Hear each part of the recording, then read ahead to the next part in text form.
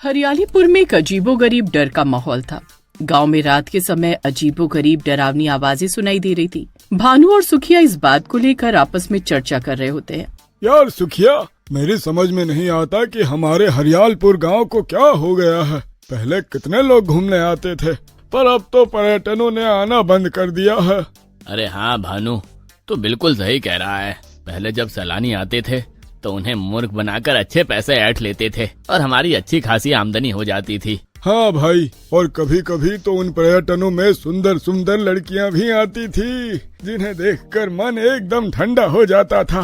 बिल्कुल सही कहा, मगर अब तो हालत ऐसे हो गए हैं कि रात के समय डरावनी डरावनी आवाजें आने लगी है और इसी वजह से सबने यहाँ आना छोड़ दिया है। सुखिया और भानु हंसी मजाक करते हुए अपने अपने घर चले जाते हैं। रात धीरे धीरे गहराने लगती है। भानु अपने बिस्तर पर गहरी नींद में सो रहा होता है, तभी अचानक उसके कानों में एक अजीबोगरीब डरावनी आवाज गूंजती है। चने ले लो, गर्मा गर्म चने ले लो। भानु हड़बड़ाकर उठ जाता है। उसका दिल जोरों से धड़कने लगता है। वो धीरे धीरे घर से बाहर आता है और चारों ओर देखने लगता है। अगले ही पल किसी स्त्री के चने बेचने की आवाज उसके कानों में टकराती है। चने ले लो, गर्मा गर्म चने ले लो। ये सुनकर भानु चौंक जाता है और अपने आप से कहता है, अरे ये अचानक डरावनी आवाजें स्त्री की मीठी आवाज में कैसे बदल गई? कौन है ये लड़की जो रात के समय चने बेच रही है? चलो चल कर देखते हैं। भानु धीरे धीरे उस आवाज की दिशा में बढ़ने लगता है। वो कुछ दूर जाकर देखता है कि एक सुंदर स्त्री एक ठेले के सामने खड़ी होती है। भानु धीरे धीरे उसके पास जाता है और उसे गौर से देखने लगता है। तभी वो लड़की मुस्कुराते हुए कहती है, क्या बात है बाबू, कभी लड़की नहीं देखी क्या? अब लड़कियां तो बहुत देखी हैं, लेकिन रात के समय चने बेचने वाली लड़की कभी नहीं देखी। तुम कौन हो? मेरा नाम जलेबी है। इतना बोल जलेबी चने बनाकर भानु को देती है और भानु जैसे ही चने खाता है वो चौंक जाता है। अरे वाह, क्या स्वादिष्ट चने हैं। ये बताओ तुम कौन हो? और मैंने तुम्हें पहले कभी इस गांव में नहीं देखा है। बाबूजी, मैं दूसरे गांव में रहती हूँ, अक्सर रात में ही चने बेचती हूँ, मगर तुम्हारे गांव में तो बड़ा सन्नाटा है। अरे तुम्हें नहीं मालूम, हमारे गांव में एक चुड़ैल का साया है। वो रात में डरावनी आवाजें निकालती है। तुम्हारी आवाज से पहले मैंने वही डरावनी आवाज सुनी थी। अरे बाबूजी, मैं तो इतनी देर से यहाँ खड़ी हूँ, मैंने तो कोई डरावनी आवाज नहीं सुनी। अगली सुबह भानु सुखिया को पूरी कहानी सुनाता है। अच्छा, क्या सच में? कैसी दिखती थी? मत पूछ भाई, इतनी सुंदर लड़की थी कि मेरी नजर उसके चेहरे से हट ही नहीं रही थी। तभी वहाँ गांव के मिर्ची चाचा आ जाते हैं और गुस्से में भानु से कहते हैं, अबे मूर्ख, रात के समय कौन लड़की चने बेचती है? जरूर वो कोई चुड़ैल होगी। मेरी बात मान, अब अगर तुझे वो आवाज सुनाई दे तो चने खाने मत चला जाना। इतना कहकर मिर्ची चाचा वहाँ से चले जाते हैं, लेकिन सुखिया की आंखों में लालच आ चुका होता है। अबे सुन तो, आज रात में तेरे घर पर ही सोऊंगा। रात के समय सुखिया भानु के घर पर सो जाता है। तभी फिर वही आवाज गूंजती है, चने ले लो, गर्मा गर्म चने ले लो। सुखिया और भानु दोनों चौंक कर उठ जाते हैं और बाहर निकल आते हैं। कुछ दूर जलेबी वही ठेला लिए खड़ी थी। सुखिया मुस्कुराते हुए भानु को धीरे से कहता है, अबे सच में बड़ी सुंदर है रे, चल मैं भी चने खाऊंगा। दोनों ठेले की तरफ बढ़ते हैं।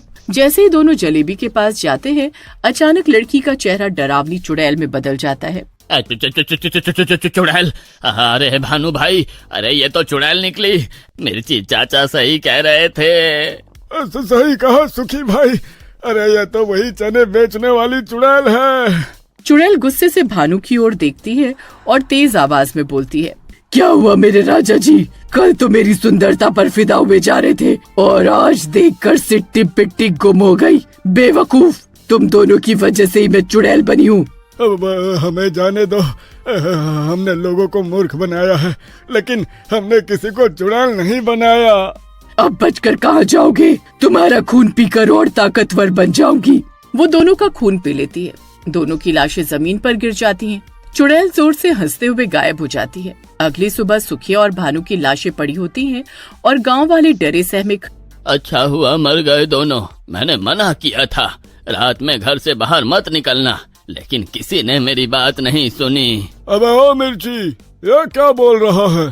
कल भानु बता रहा था कि उसने रात में एक सुंदर लड़की को चने बेचते देखा था। मैंने मना किया था कि कोई लड़की रात में चने नहीं बेचती, जरूर चुड़ैल होगी। इन दोनों को चुड़ैल नहीं मारा होगा। कुछ देर बाद दोनों का अंतिम संस्कार कर दिया जाता है। अगले दिन गांव में दिन में जलेबी की आवाज गूंजने लगती है। चने ले लो गरम गरम, खाओगे तो बनोगे नरम। मिर्ची चाचा और मुखिया चौंक कर देखते हैं। सामने एक सुंदर लड़की चने बेच रही होती है। अरे ये लड़की तो बहुत सुंदर है, चलो चने खरीदते हैं। अब पागल हो गया है क्या? कल तक तो तू ही कह रहा था कि रात में चने बेचने वाली चुड़ैल होती है। अब तुझे ये लड़की चुड़ैल नहीं लग रही है? पागल मत बन मुखिया। भानु और सुखिया ने जो लड़की देखी होगी वो कोई और होगी। ये लड़की तो भोली भाली लगती है। मिर्ची चाचा लड़की के पास जाकर छिछोरे अंदाज में पूछते हैं, कौन हो तुम? पहले कभी गांव में देखा नहीं तुम्हें। मेरा नाम जलेबी है बाबूजी, मैं दूसरे गांव से यहाँ चने बेचने आई हूँ। क्या तुम रात में भी चने बेचती हो? कैसी बातें कर रहे हो? मैं एक लड़की हूँ, रात में चने कैसे बेच सकती हूँ? तुम्हें देखकर ना जाने क्यों मुझे अपनी गांव की इमरती की याद आ गई। इमरती कौन? हमारे गांव में कुछ साल पहले इमरती नाम की एक लड़की थी जो अनाथ थी। वो चने बेचती थी। अच्छा, फिर कहाँ गई? अरे भाग गई होगी किसी पर्यटन के साथ। ये सब छोड़ो, तुम अपने सुंदर और कोमल हाथों से मुझे चने खिलाओ। जलेबी मिर्ची चाचा को चने दे देती है और मुस्कुराते हुए आहिस्ता से मिर्ची चाचा से कहती है, बाबूजी आप बिल्कुल जवान दिखते हो। अगर कहो तो मैं रात में आपके घर के दरवाजे पर चने बेचने आ सकती हूँ। मिर्ची चाचा खुश हो जाते हैं। आना जरूर, पर किसी को बताना मत। जलेबी मुस्कुराते हुए चली जाती है। मिर्ची चाचा घर के बाहर टहल रहे होते हैं, इंतजार कर रहे हैं। तभी जलेबी ठेला लेकर आ जाती है। अरे आप तो बाहर ही खड़े हैं। अरे अगर तुम चने बेचने की आवाज लगाती तो गांव वाले जाग जाते और मुझे तुमसे अकेले में बातचीत करने का मौका नहीं मिल पाता मेरी जलेबी। इतना कहकर मिर्ची चाचा जलेबी का हाथ पकड़ने ही वाले होते हैं कि तभी जलेबी मुस्कुराते हुए कहती है, अरे इतनी भी क्या जल्दी है। इतना बोलकर जलेबी का चेहरा अचानक डरावनी चुड़ैल में बदल जाता है। क्या हुआ मिर्ची चाचा, अब तुम्हारी सिट्टी पिट्टी क्यों गुम हो गई? लो पकड़ो मेरा हाथ। मिर्ची चाचा डर कर पीछे हटते हैं, लेकिन चुड़ैल उन्हें पकड़ लेती है और उनका खून पीकर उन्हें मार देती है और ठेला लेकर वहाँ से गायब हो जाती है। अगले दिन गांव के बीचों बीच मिर्ची चाचा की लाश पड़ी थी।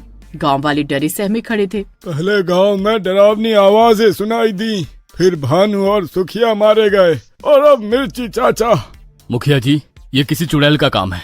मैंने पहले ही एक तांत्रिक को खबर दी है, वो बस आने ही वाला होगा। तभी वहाँ पर तांत्रिक आ जाता है। तांत्रिक मिर्ची चाचा की लाश की ओर देखकर बोलता है, इसे किसी चुड़ैल ने मारा है। तभी अचानक दूर से आवाज आती है, चने ले लो गरम गरम चने ले लो। सभी चौंक कर उधर देखने लगते हैं। जलेबी चना बेचती हुई चली आ रही थी। तांत्रिक उसकी ओर देखता है और मुस्कुराता हुआ बोलता है, यही चुड़ैल है। ए तांत्रिक, ये क्या बकवास कर रहा है? मैं तो चने बेचने वाली हूँ, मेरा नाम जलेबी है। तांत्रिक मंत्र पढ़ता है। अगले ही पल जलेबी एक भयानक चुड़ैल में बदल जाती है। मेरा शक सही निकला, ये चने बेचने वाली ही चुड़ैल निकली। तांत्रिक गुस्से से चुड़ैल से बोलता है, तुमने गांव वालों को क्यों मारा? सुखिया और भानु को मैंने इसलिए मारा क्योंकि उन्हीं की वजह से मैं चुड़ैल बनी। वो कैसे? मेरा असली नाम इमरती है। जब मैं जीवित थी तो इसी गांव में चने बेचती थी। भानु, सुखिया और मिर्ची चाचा मुझ पर बुरी नजर रखते थे। मैंने कभी उन्हें घास नहीं डाली। इसी बात पर एक दिन गुस्से में आकर भानु और सुखिया ने मुझे ऊंची पहाड़ी पर भेज दिया, ये कहकर कि वहाँ सैलानी ज्यादा आते हैं, वहाँ मेरे चने खूब बिकेंगे। मैं नहीं जानती थी कि वहाँ एक दलदल है और उसमें फंसकर मेरी मौत हो गई और मैं चुड़ैल बन गई। अब मैं पूरे गांव को खत्म कर दूंगी। पागल हो गई है, तूने अपना बदला ले लिया।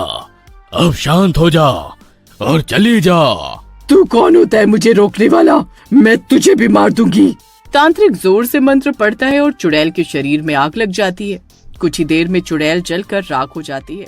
गांव वाले